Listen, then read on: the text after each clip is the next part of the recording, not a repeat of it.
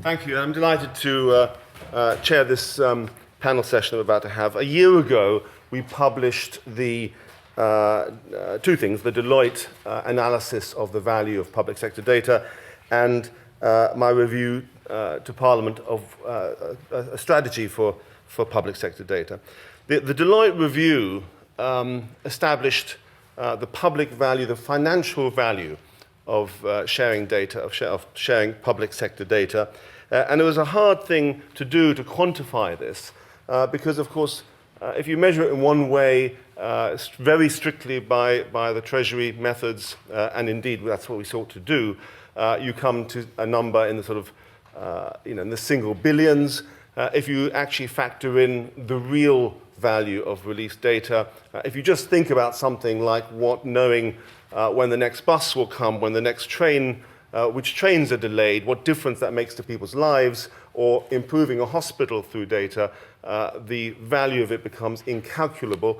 But we didn't, in a way, need to go through a process that tries to do those difficult things because it was quite obvious that all we had to show was that the value of data, even by the most conservative estimates, the value of public sector data was much bigger than the cost of getting it out there, since it had already been collected and was already owned and paid for by the public. So that bit was uncontroversial, and indeed, an awful lot about public sector policy is uncontroversial, except for one thing, which I'll come to at the end. The economic benefits and the social benefits are widely accepted, and because I have access to this little app that YouGov has been developing, where I can talk to 3,000 people very quickly on the app, I bring to you something that I learned about 15 minutes ago when I looked up what the results were, that even the public is massively in favor of this. Now, when we do research on this, public opinion research, there's lots of different ways of asking the question that you get to very different results. But in this question, I posed the release of and the sharing of public data as being about their health data, their tax data, things about them. And I asked them whether they saw huge benefit or they saw huge risks or where in between.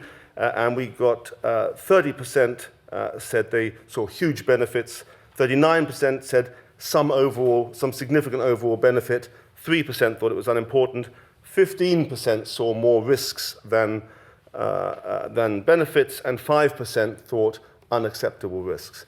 Now, the difficulty with that is we have an overwhelming majority in favor of the value of sharing data, the prospects that gives us. But of course, an awful lot of policy is based on the 5% who get really worried about the release of some kinds of data, which are big issues for a moment and then disappear. And I'm concerned that we are going to be too slow in responding to the challenges because of some of those fears. Now, the experience of the year on the Data Strategy Board, and I have to say it doesn't exist anymore, it's been folded into the Transparency Board. The year was a very positive year in one sense. I discovered that there was, in fact, huge agreement right across government. All sides of politics agrees with the essence of the strategies that we're pursuing. And indeed, Whitehall, everybody wants this to happen, believes it should happen, genuinely, not just on the surface. But I did have one real disappointment in the experience, and it was a real disappointment in the response to the review that we published a year ago, because nearly all the recommendations were wholly or half accepted, and they've been implemented somewhat in the year. But everything hung on one central recommendation, that you must have an outside body of some kind that is able to audit a public plan for the release of data. And we heard great things from Richard just now, and a really innovative attitude to government that this government, that I think Labour as well would support. But the one thing that's important about innovation is that it is fast, because innovation is actually doing new things, which means you have to do them and they have to be new. And they are not new if we wait for somebody else to get there first. There are huge advantages in releasing data, in releasing it quickly. There are problems to be overcome. But unless we do this quickly, and there has not been much progress in the last year. I mean, there's been huge willingness to do things.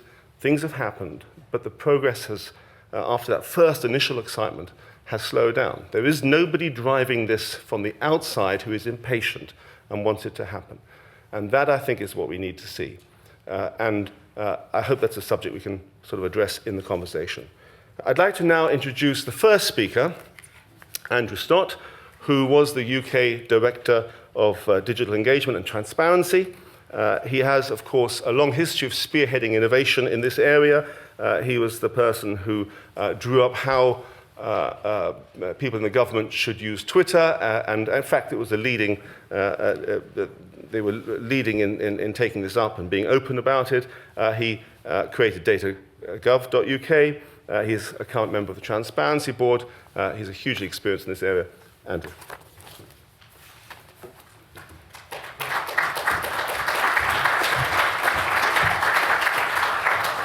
Yeah, good morning, everyone. I was branded by I think the Daily Mail as the government's Twittercrat, and they didn't mean it in a nice way. There was the time when the media were completely obsessed about Twitter, and when we wrote a 20-page guide on how to do a 140-character message, this became a sort of silly season story that ran and ran. Actually, a very good piece by someone in the department on the practical issues of how you do digital marketing. But anyway, big data, how will citizens benefit? And I'm going to I come from the open data school, so I'm going to sort of elide between big data and open data in this, because they're quite closely linked when it comes to government. So open data is data that can be freely used and reused by anyone for any purpose, and that's free in the sense of freedom of speech.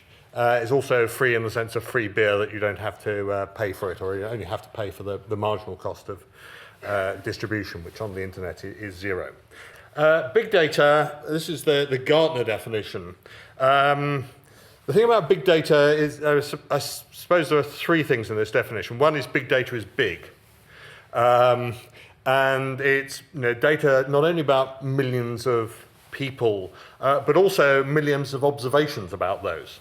And perhaps a lot about each observation. So you get this multiplicative effect. And then that leads to the second characteristic of true big data, which is that you can't put it in a database and process it in a conventional manner. You have to use strange terms like MapReduce and Hadoop and those sorts of things. Things that Google learned how to master and made their billions. And the third feature of it is actually it's about enhancing decision making and discovering new insights. And these three areas overlap. There's government data, there's big data, some of it from government, and government produces quite a lot of large data sets because it's in a large business. Millions of claimants, millions of taxpayers, tens of millions of patients in the NHS, 10 million school pupils. And these three overlap in big open government data. And some examples here, there's government data that's neither big nor open, such as the contents of the government wine cellar, which isn't as big as to make it big data. There's government open data, but which isn't big, like surveys of otters. The rail timetables, which are open data from essentially private companies. There's open private big data, like every event on the railway signalling system you can get in a feed. You need about 3 megabits a second of internet connectivity to get the whole feed happening all the time. There's big data in the private sector called, such as Tesco Clubcard, and there's big data that's also government data but isn't open in the sense of being fully open, and we're starting to see that in care.data. And then there's big open government data such as the data on prescriptions, which is anonymized and is available for analysis. Open data has been backed by both the last two prime ministers. Gordon Brown started the original initiative. I think for the the current government, it started with transparency, but now very heavily driven by innovation and economic growth as well. But Gordon Brown, interestingly, said public information does not belong to the government, it belongs to the public. The government is only the custodian of that. And that was quite a novel concept in the UK, although it's been accepted as a principle in the US federal government for decades, if not centuries. Policy objectives we see for open data, 3 principal objectives: greater transparency of government, which leads to better governance, improvement of public services, using that data to improve public services and to engage the users of those public services on improving those. So that's data about the performance of your local school, the performance of your local hospital, the crimes in your district. You know, the police complaining that since on police.uk, which is one of the government's most frequently visited websites, the police have come under pressure to put more resources into neighbourhood policing. You know, actually, that was part of the policy objective of opening up this data to get people involved in setting crime priorities. But there's a third one that's also happened, which is more efficient government. Strangely, open data has allowed the data to flow more easily between the agencies of government and sometimes within the agencies themselves. And we're seeing from a number of places now reported cases where opening the data has allowed people to find their own data and to download it for analysis without the person holding the data saying, well, why do you want it? And, well, ask us the question that you'd like to ask the data and we'll do the analysis and tell you the answer. We're seeing economic benefits in public transport information, Transport for London's Open Data Initiative, where they've got 25 data feeds, now about 500 applications with about 5,000 people engaged in that application ecosystem. The return on investment, when measured on the same basis as other transport investments, has turned out to be up to 58 to 1, and it's getting better all the time because most of the investment has been made, but day by day, month by month, citizens are getting the benefit. By way of comparison, HS2 is 1.4 to 1 on their business case at the moment. Logistics, so real-time information about transport delays, but also information about future roadworks. So you can know where the congestion is going to be tomorrow or next week or next month. People are very interested in the economic benefit of open data. The European Commission, McKinsey's have estimated the potential value worldwide is $3 trillion a year. Stephan was more modest, conservative in the assumptions, and it's sort of ranging in the it's in the billions. Stephan's figure for total benefits is about 7 billion. McKinsey's is 60 billion a year when all scaled for the UK and put into pounds. Interestingly, both Stephan's work and the European Commission's work show that actually in the long term, most of this benefit goes to the users of the services that use that data. My final case in the time available, which is what everyone's talking about at the moment.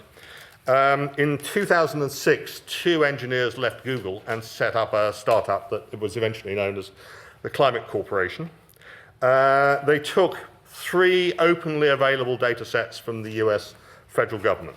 Weather data for several decades, for 1 million observation points. 60 years of crop yield data. Like other countries, the main job of farmers is to fill in forms for the government. The US Department of Agriculture had computerized all that back data on crop yield, field by field. And they had 14 terabytes of soil survey data. And they crunched that, used big data techniques, a lot of very smart analytics, and started to be able to predict if you planted a particular type of crop in a particular field, what was the distribution of the yield likely to be. And working with the financial sector, they then started develop financial products, sort of insurance products, which said we'll insure you against the low-end yield on that field, so you can have a guaranteed income. Last autumn, this business was sold to Monsanto for $930 million cash, and a sort of takeout bid. And this is a business whose raw material is freely available from the US government to anyone. This is bright people applying those skills. And one of the questions that Stephan and I and a number of people have been asking at the Cabinet Office Transparency Board, could it happen here?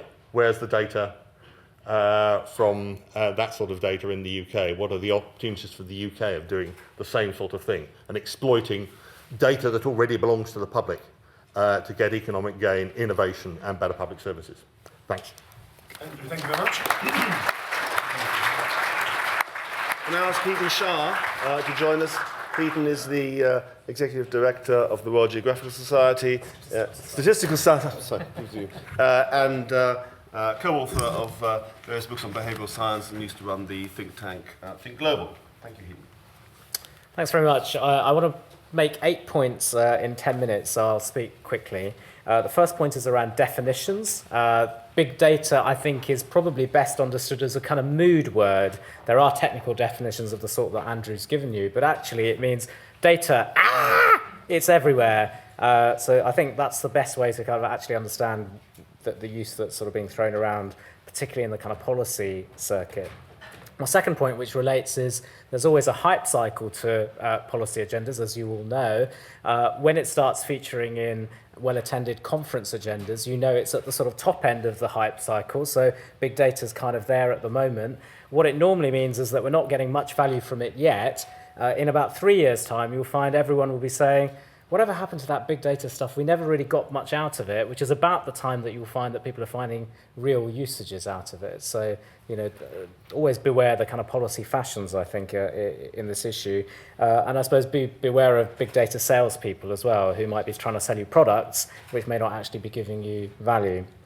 But the third point is that this will create real change, and we've already heard some examples, and I'll give you some more. Some short-term, kind of smaller examples. The Met Office, you may have seen last week, were saying that because they've got better computing power, they're now really developing their algorithm to do medium-range predictions. Their algorithm, which they tested on the 20 last winters, had a 62% forecasting rate, which is much, much better than we've ever had it before. And they reckon they can get it up to 80% if they use a bit more computing power. I mean, we Brits, we care about the weather. That's really good news. We've already heard about transport apps. Again, I mean, these are sort of real-life applications of the data. It's not just a sort of dry, dusty subject for statisticians. It's transforming kind of consumers' lives. And at a different level, regulatory, last week the Competition and Markets Authority was saying it was going to be using big data analysis to see where there was anti-competitive behaviour in financial markets. So again, you can see the policy applications are really starting to pull through. These are individual examples, but combine it with technological change and you'll, I expect over kind of 15, 20-year cycle, we'll see major kind of industrial level change across areas. So for health, we'll see the rise of personalized medicines. In education, we'll see the rise of more tailored interventions for specific individuals, potentially combined with new delivery systems like MOOCs, although we shall see where they go. The rise of smart cities, being able to track transport, energy needs in a smarter way, and the potential for economic growth, which will flow back to citizens through kind of value, through tax, etc., and better public services. So these are potentially some of the kind of benefits we might see. The fourth point I want to raise is kind of some problems with the concept of big data. At the RSS, we talk about the heap of manure fallacy, which means that the bigger a heap of manure you have, the better a chance you have of finding a gold coin within it. Not true. So, big data doesn't necessarily actually always help you. Tim Harford wrote a great article in the FT a couple of weeks ago. If you didn't see it, it's really well worth going back to. I mean, some problems, just to kind of pick them out. Statisticians' favourite is correlation versus causation. I can show you big data which shows that our global pirate shortage has been caused by global warming. And there are lots of others. Ice cream correlates with murder. There's the Mexican lemon imports and highway deaths are kind of correlated too. So correlation isn't always causation. It's worth saying again and again and again. If you think that this is a kind of obvious thing to pick out, one of the success stories given in the sort of big data world was Google flu trends. Google's ability to pick out where flu was happening quicker than the US government could. That worked really well because their search engine could pick up where people were searching for flu. It worked well for a couple of years, but most recently that algorithm's broken back down again because there's no causation model underneath it. It's just based on correlations, and people were searching for the news about flu that they'd heard about elsewhere or other reasons. I'm sure Google will make the algorithm better again, but these are some of the problems that we see. Other issues, predictive analytics is being used more and more. For example, the police are using it to analyze crime. Philadelphia is a world leader in this area. But what they were doing, and this is a real issue in predictive analytics, is they were putting more police in the areas that they found more crime, which makes sense, but then they were gathering more data as a result, and their model was becoming skewed towards those areas. So again, some traditional statistical tools really need to be kind of put in place to make sure you don't make these basic mistakes. Fifth point, data sharing. We talked a bit about government wanting to share more data. The public actually believes that government is doing this anyway, but then when you ask them about a specific bit, they say, oh, no, we don't like that idea. So public's confused, and I'll say a bit more about that. But there's real potential for government in what Richard was saying, a kind of period of austerity, to make gains from sharing data and using that for more efficient work. But there's lessons to be learned from the fiasco around care data, which some of you will be aware of, where the NHS was trying to share data and you didn't have to opt in, you had to opt out. From our perspective, that could have been the right model. It would be really valuable to use that data for research purposes. But there were massive communications issues, and there are genuine concerns around anonymity. I can't say it now, I'm on the stage and being videoed forevermore. My children will watch this and despair. And some real issues around oversight and governance. So actually, if you're going to do complicated things like data sharing, you've really got to get the right governance structures in place. We can say more about that. Sixth point is privacy. My basic point here is public are confused. On the one hand, they say that they're concerned about privacy issues. Their behavior doesn't really bear them out. And 28% of people, for example, say that they read the terms and conditions on any website before they sign up to it. That's blatantly not true, as shown by PC Pit Stop, who in their terms and conditions at the bottom said, we'll give you $1,000 if you've read this far. And it took 5 months and 3,000 people to sign up to it before somebody claimed the reward. So I think, where the public is at, there's actually a real requirement for a public conversation to actually help the public think through what they really think and where the trade-off lies between public interest and privacy. Seventh point, there's actually a lot that can be done with evidence-based policy making in this field, and I'm sure we can talk about that at the panel. But actually, there's a lot of opportunities with existing data sets. I mean, we don't even need new initiatives. We already collect an enormous number of national statistics.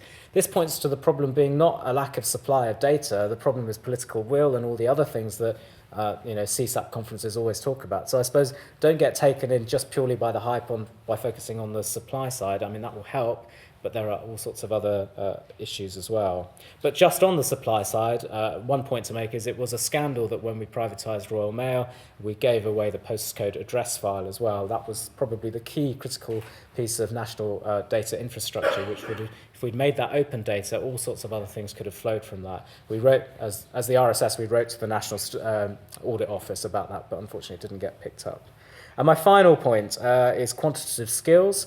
We at the RSS asked MPs, if you toss a coin twice, what's the probability of getting 2 heads in a row? Only 40% of MPs could answer that question.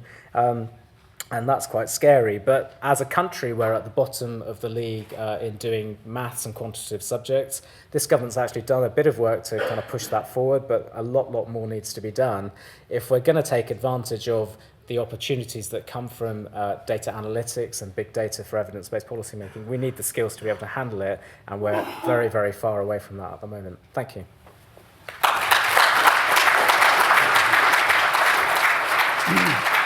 Thank you, Hetan. I'm very glad you mentioned that example of Google Analytics not always predicting things correctly. In my own field, we keep hearing how reading Twitter or whatever it is can tell you who's going to win this election or that. They always tell you afterwards. They have never yet predicted something accurately beforehand in that field. My final panelist is Francine Bennett, who's actually a practitioner. She used to do her work at Google. She now is an entrepreneur and is the chief exec of Mastodon C, which is housed at the Open Data Institute. Francine. Thank you. So, hello everyone. My name is Francine Bennett, and I am one of those big data salespeople that Hetan just warned you against. So watch out and decide whether you believe me or not at the end.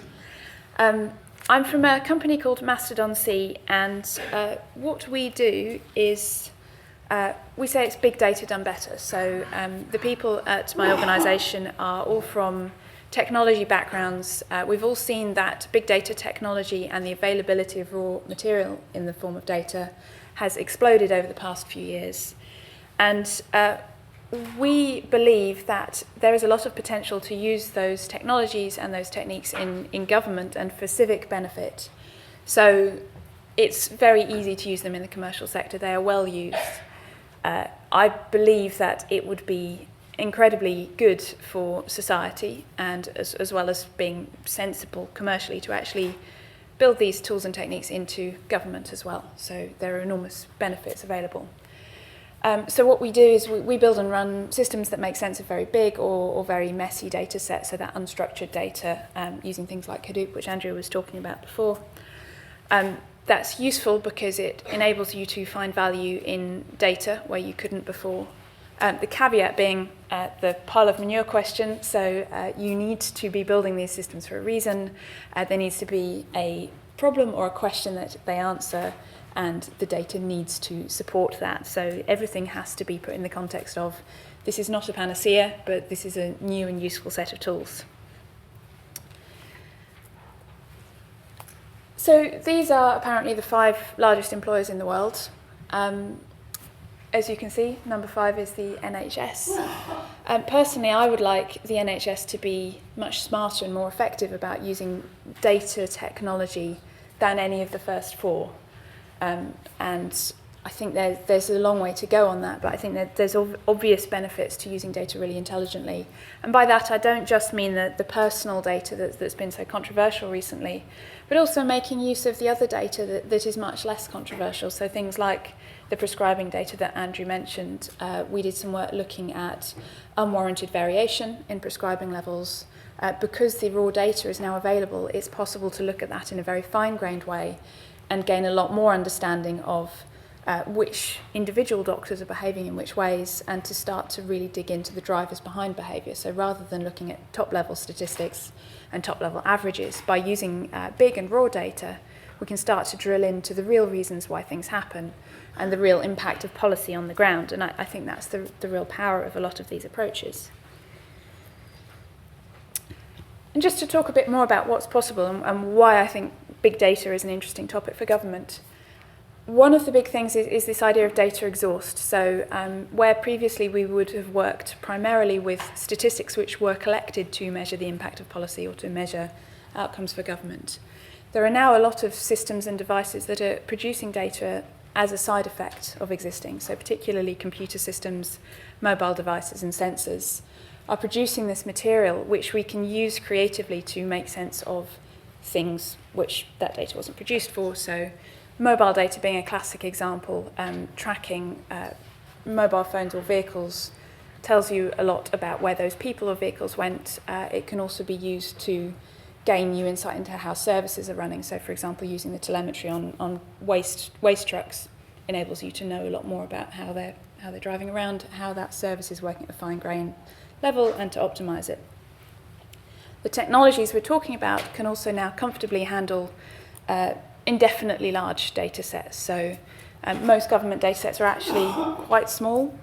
The technologies that we're working with are comfortable up to, I would say, the sort of billions of data points in the terabyte and sometimes the petabyte level. This means that we're not really constrained now by the size or awkwardness of the data. We're more constrained by the problems that we have or how we want to address them, which is a much more interesting question. So now that we have the data available and technologies which can deal with a lot of different kinds of data, there's a lot of potential to pull that together and make useful predictions or do useful things with it. And here's just a small example. This is something we're working on a prototype of, supported by the TSB, working with cities to see how they can pull together their own data with open data layers to start to gain more insight into how their services are run, to try and put their money in the right places. They're obviously very constrained. They have much more demand than they can meet, so they're trying to work out where to put things. This particular example is with a London borough starting to look at where they know they are suffering from overcrowding in their social housing compared to underlying statistical data about the places. So just starting to combine data sources and letting people build up a picture of what's going on. It's not statistically sophisticated, but it's very, very useful to people on the ground to start to get just more insight into what's going on. We've also started to work with them to model out things like arrears risk. So at the moment, responses to rent arrears are quite crude. When somebody goes into rent arrears, someone goes around and knocks on the door and says, please pay your rent.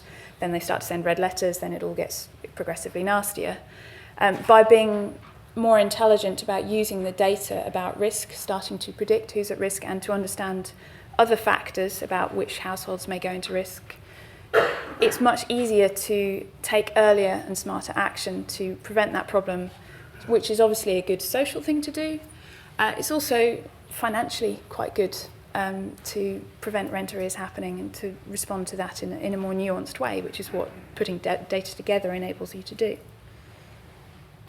So I've talked a lot about what's possible, so we can use resources more intelligently. So in a world of constrained financial resources, using data gives us a bit of a head start on working out where to place those resources for the maximum result. We can predict and we can prevent problems. We talked a bit earlier about mental health. Certainly in our work with cities, we're seeing that things like dementia are an enormous issue. There's a lot of need. It's possible by offering people the right services at the right time to delay or prevent crisis. Using data is one of the ways to get the right services to the right people at the right time there. We can track and learn policy. Richard talked very eloquently about that earlier. Where the rubber meets the road, you can make good policy. Once you implement it, then the part that data, and particularly big data, has to play, I think, is in creating a nuanced understanding of what is that policy actually doing in real life? How is it actually playing out? What are the unexpected side effects? How can we gain better understanding of what's happening here? And finally, of course, there are the transparency benefits. So if you are creating and sharing data, there's huge potential for greater civic and community engagement in it. So enabling citizens to know what's happening, to start to have conversations which are based on the reality that we have a shared picture of if we build up the data picture, which is a very, very important civic aspect. So I think my pinger is probably about to go, so I'll wrap up there. One more point that I just wanted to mention, because I think that's come up earlier, was about the ethical framework, particularly around the use of personal data. I think it is worth flagging that that's an enormous issue, certainly in the commercial sector. Professionals who I work with are very uneasy at the moment about the lack of a clear framework for the work that we do. I think this is something that I would really want to see government engaging with very soon, but with a realistic understanding of the benefits as well as the costs of using data. So I'll leave it there. Thank you very much.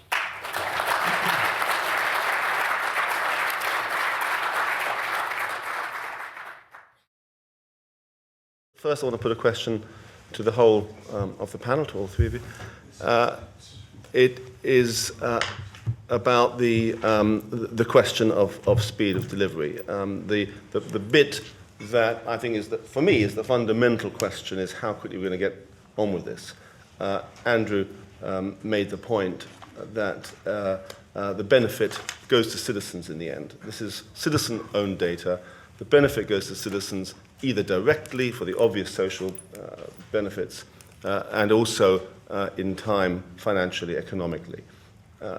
And the point that I made, and I know I'm belaboring it, but to me it's fundamental, is that you need an external driver. You need somebody on the outside, as data czar, whatever it is, to say, this is the plan.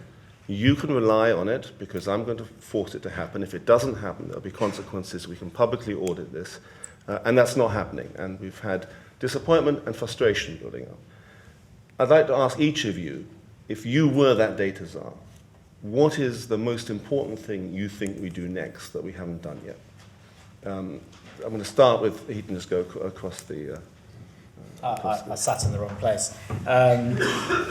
Or let me put it another way. What is the most important thing for you? What would you like to get your hands on that isn't available that you think you could make value out of? Well, I mean, it's now slightly a lost cause, but I think, as I said in my talk, the postcode address file, I think, would have been the single thing that could have really created a change in terms of open data.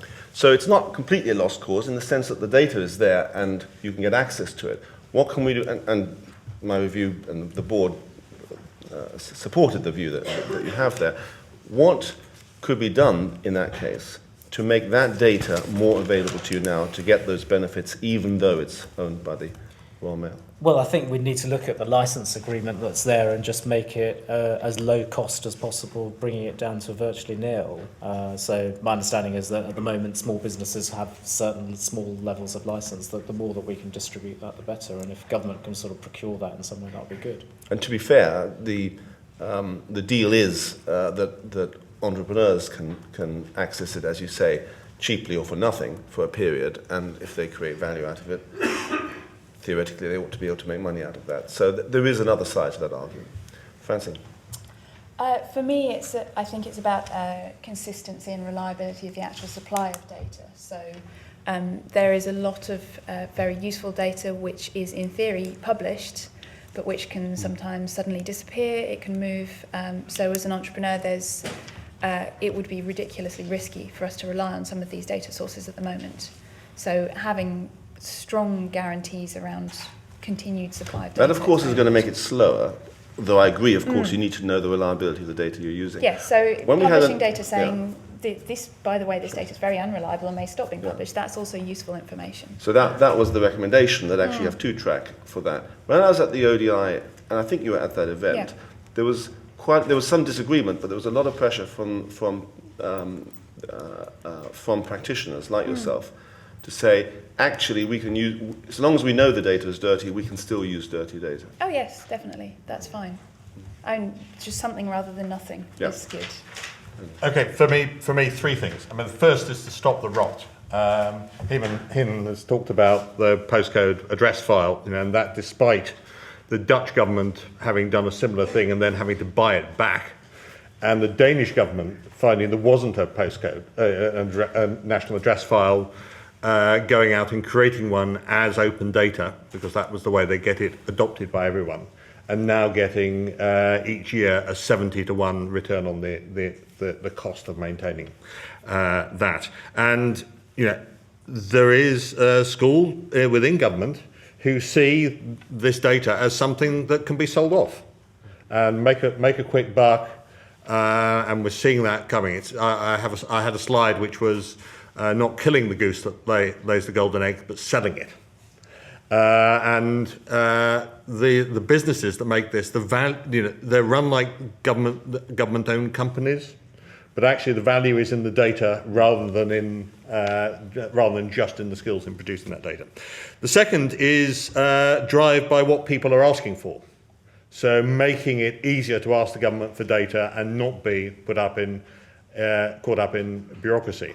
Good thing the government has done, has actually got a process for asking that. The bad thing is that there's a growing wedge of requests which the department involved has said, well, we don't really think so, but really now need to be reviewed independently, and ministers collectively taking a view on that. So actually there are all sorts of requests for data that haven't got a convincing no, but haven't got a yes, we want to help people, improve society, and improve economic growth. And the third thing is be clear about what the government has got. And the government has started to do this. There are about 4,000 data sets listed searchable on data.gov.uk that are not actually open, but departments have owned up to having. Some departments have owned up to having much more than other departments have owned up to. So pushing that process through. And that's been one of the findings of actually things like the Inspire initiative, which is a legal requirement to publish metadata about geospatial data. That's one of the ways the government finds out itself what it's got. And one country is now reporting a return on investment, payback of the investment in 6 months, just by having better metadata about the data it already held. So stop the rot, drive by what people are asking for, and be clearer and more open about what the government's got stored away, so people can ask for that. Of course, Andrew's points are made from knowledge on the inside of from the Transparency Board. It should be pointed out that there is actually nobody that you could demand this of, because nobody in government owns this space. There are lots of people that have a finger in it, but there's no one responsible for it. One of the things that the UK has got a particular advantage in compared to some other governments is that legally, although the procedure for this doesn't really work, legally, all this data belongs to the Crown. And there is an agency called the Office of Public Sector Information, whose formal title is the Queen's Printer, who is the sole authority for licensing that. But in practice, a devolved, delegated structure has grown up, where the department that creates the data or curates the data, it takes the lead on how that should be exploited or whether it should be available or not. But has no powers. But they obviously doesn't have really effective powers, and the minister responsible wouldn't see himself as the minister for data in government. Can I add one more thing sort of on this general theme, which is that your point about where's the push come from, I mean, a lot of the push has really come from a couple of individual ministers who've really driven this, and all credit to them, Francis Maude in particular. We're now in the run-up to an election in, just over a year's time. It's not clear to me how all three, have we got strong enough cross-party consensus? Not to say that anybody's opposed to this agenda, but do we have the champions across all the political parties so that this agenda can keep moving forward, post an election? I think that's very important.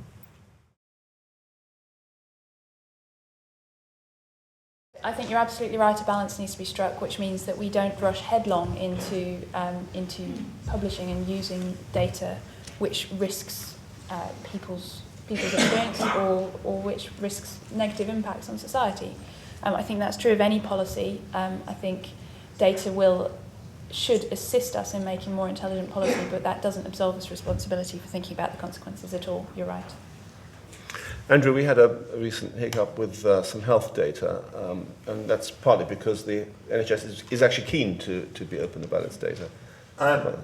Partly open. I think one of the things that has been is a continuing issue is that data that really you can't make completely open, but does need to be made available to a wider set of people to use for the if you like, for the public good. One of the things historically that's been a problem is that public agencies have tried to hoard their data and analyse it themselves, and they've got limited resources to do that and limited innovations they want to put in that. I think that there have been, as Hetan said, there's been some issues there about opt-out. In a sense, I come from the position of why are we talking about opt-in or opt-out? Why are the benefits of this, and what is a national health service not seen as long as personal privacy is protected for everyone, even if you've opted in, if you've opted in or you've not opted out, you want your personal privacy still protected, and that's what's being offered. So what is it about the presentation of this and about the deal that is being done that's made people worry about that, and we've had a furore about it? And some of that's about explaining what the benefits are, explaining that if it's data about me, then are other people going to make all the profit from it, take all the benefit? What's the benefit to me of putting my data into this pile? What really are the safeguards, and how are those policed?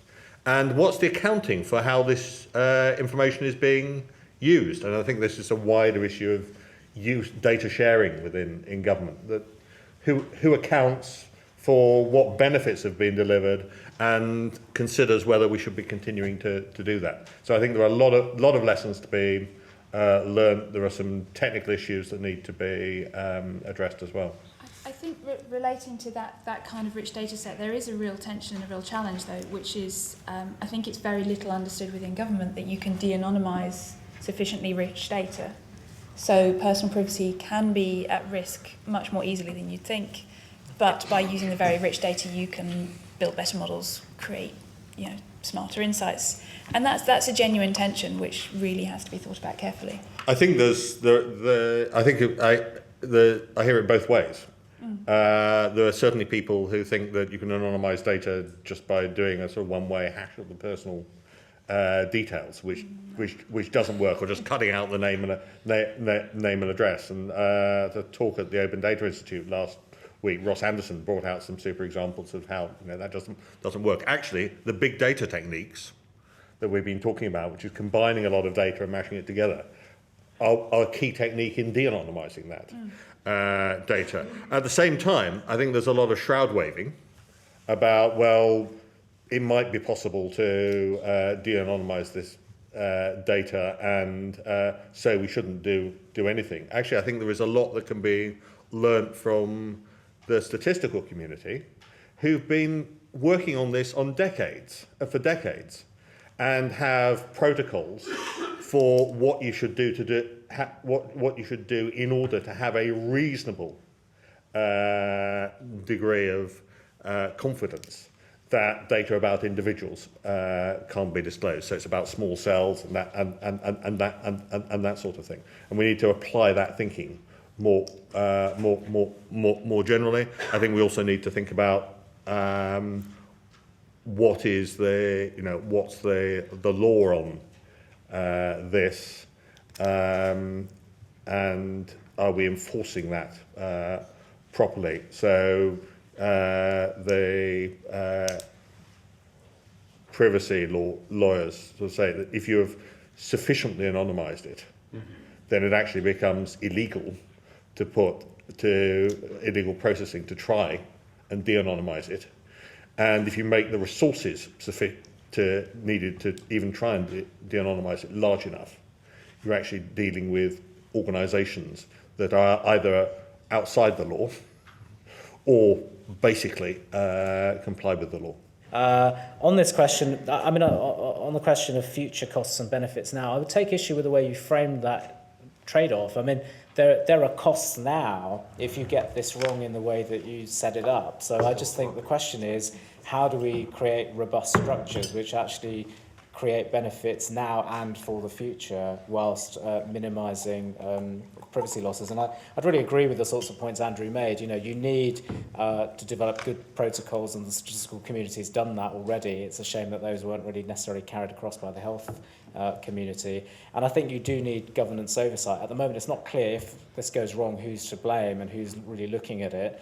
There's already a body like the UK Statistics Authority or the Information Commissioner's Office, which could be given new powers to sort of have oversight, or it could be your data czar. I mean, there's clearly a gap in the governance structure here, which we need to look at. So social attitudes to privacy, I agree, privacy attitudes change. For example, anecdote,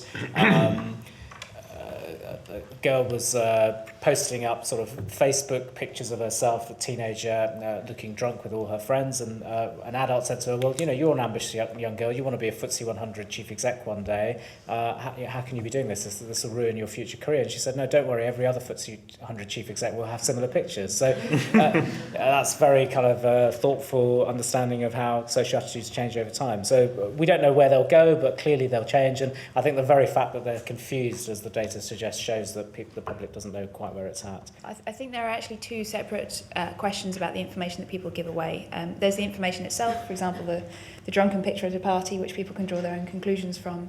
But I think there are also much more far-reaching consequences often of data being out in the wild about a person, other than the factual things that are stated.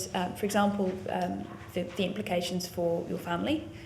There's also a lot you can infer now from data, and we're already starting to see that used, for example, in the commercial sector for credit scoring, using people's Facebook profiles and their friendship networks as a way to create credit scores. I think citizens right now don't really understand the further reaching implications of sharing data about themselves other than the immediate facts that they've shared, and I think we are heading for a bit of a crunch on that topic. And I think that's something that merits a lot more consideration other than the immediate factual privacy. Thanks. I think I don't want to talk specifically about health data, but I think about all data, particularly where held by the public services. There needs to be a new compact between government and citizen on data. And for me, it would have things like, what data is held on me? Can I see the data that the government's using on me and is sharing with others and giving to researchers and the like? And the answer to that at the moment is actually it's very difficult to do. How do I get it corrected? If it's wrong, how do I get it corrected and make sure that not only the department that originally had it have corrected it, but everyone else downstream who may be using that for decisions is doing it. And at the moment, that's there is no obvious mechanism for doing that. And believe me, if the government database says you're dead, and that's wrong, then you have real difficulty correcting that simple binary marker. Who has access to the data, and what are they doing with it? A lot of the data sharing powers in government are hidden in obscure bits of legislation that quietly was slipped in for a purpose years and years ago. So who is using that? What are they using it for? And what are the benefits? So if it's data about me, I'm prepared to be altruistic and share that I may be prepared to be altruistic and share that for society. But I want to know that those benefits are coming through. And more openness about that, and where data is being shared and used, actually getting the people who are doing that to account for what the benefits are, and how those being fed back for the public good. And that's the deal basically with society and government, I'd say, with data. So I just want to come back to that last point really about who's using it and how and why, because. I think we treat this, for me, I have strong thoughts about this because the benefits of it are so huge that we have to take some risks with it. And the idea that there can be no risks means we lose out absurdly. It's totally non-acceptable that we wouldn't do that. Herman Hauser, of course, is right. Social attitudes are changing. Privacy is a modern concept. You didn't have it not that many years ago. Everybody knew everything about you because there was no way of not knowing it. Even the king's personal habits would be espied by all the courtiers and everything. The privacy is a totally modern concept, and the first time I interviewed Mark Wolpert, he said, he actually said, I have syphilis. He said, obviously didn't mean that he had syphilis. He said, I have syphilis. Is that my private knowledge? It matters to lots of other people. Why is that my private knowledge? We have to look at our conception of privacy. Now, we actually have some reasonable ways to go about this. We have sandbox technologies which allow us to give valuable access to the right people who can make use of this data, and where we can trace what data they've looked at, if we know who they are, if they have been accredited with it, as the people that could potentially have value to this and that have a history of responsibility with this, we can then look at how they've used it, and we can keep it relatively safe. There's no absolute safety. But we don't say to house builders, now this is a slightly extreme metaphor, we don't say to house builders, you can't build houses because they can be burgled. The privacy of everyone in this room is so suspect. Anybody can get your health records by slipping a fiver, which of course journalists do, to the receptionist at the filing cabinet. It's the idea that we have privacy already and that somehow big data is going to make it disappear, I think is wrong. The way that we deal with that is that we have strong laws which are enforced with which can lead to imprisonment. For misuse of data, especially if we know who's had access to them. So to me, we're putting the onus on the wrong place. We can't stop data science because we haven't got other things in place, and as a society can't be bothered to create other forms of security. Strong views for me. I partially agree with that, and I point to the issue of equality, which we couldn't address by saying that everyone had to be a white heterosexual male. So we addressed it by saying that it was unlawful to take certain forms of decisions based on certain criteria. However you come to know about those criteria. And although that's not yet fully effective, that was the societal mechanism, and we may need to do similar things with some of these things that currently we protect with privacy. And that's in some areas of the web, that privacy is already pretty weak or completely shot. So as you say, perhaps it's strong laws about what you do with that information, rather than putting all our efforts in trying to keep the information, all the information, very secret and guarded. I'd maybe sort of separate out. I suppose there's the technical question of how to deal with this, which let's come on to in a moment, and you've got a view. But actually, think about where the public is at emotionally and culturally. Basically, they're confused. They're a bit worried. Mostly they're not thinking about it, but every now and again a scandal, some kind of security breach or something pops up and it kind of makes them worried. What this says to me is that in terms of process, we need a kind of conversation.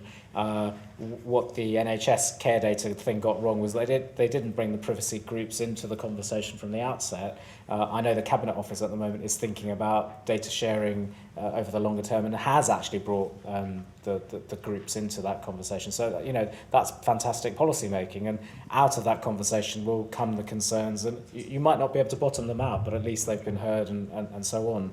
On the technical side of actually how do you deal with it, making it a criminal offence is one possibility. At the moment, there are already some laws in place, but they're hard to enforce, they're hard to pursue, etc. So it's not the only solution. What we need to look at is where are the biggest risks? Are there certain risks which are kind of red lines which we never want to cross, in which case we can stop them? There are other things as well. The ESRC has got some administrative data research centres. So what they do is they physically put the data into one place, and you're allowed to go in and out, but you can't take the data out with you. So that's a different way of dealing with it, rather than using the anonymisation techniques. I've finally been able to pronounce the word, so I can go home now. Francine, last comment on this subject. Yeah, I think I'm actually much more cautious about this topic than probably the rest of the panel, and the reason is that I think the amount of data that we can collect about people is enormously more than ever before, and I think the consequences of that, particularly for the less powerful or people with less agency in society, can be very severe. They can be manipulated and have their lives changed in very negative ways. Now that's much more the case in the commercial world than in the government world, I have to say, because there's much more upside in government in doing this well, whereas in the commercial world it's generally pure profit, and you can look at things like the gambling industry to see how you can quite easily manipulate people into doing things that are bad for them using data. But I would just caution thinking about this from the perspective of not just Mark Walpott, who's quite a powerful individual and for whom there aren't so many consequences of saying something like I have syphilis versus just to be clear, that was no, I know it's a purely hypothetical example, but you know he has a lot more ability to do as he likes, and he's much less affected. Whereas, but you can't have it both ways. All the data that you want carries risks with it.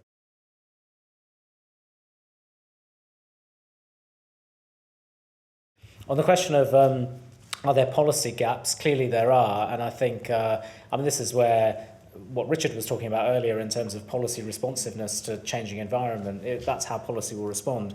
It's for policymakers to wait and see which devices capture market share, and if once everyone starts carrying around a particular device that is capturing something, that's the time for government to make a deal and say, well, let's do something that helps individuals make better choices in this area. I mean, you've seen recently the Cabinet Office has just published the well-being data against every profession. That's not the government telling you which job to do, but it's helping you make better choices. Number one was to be a vicar, so think about that.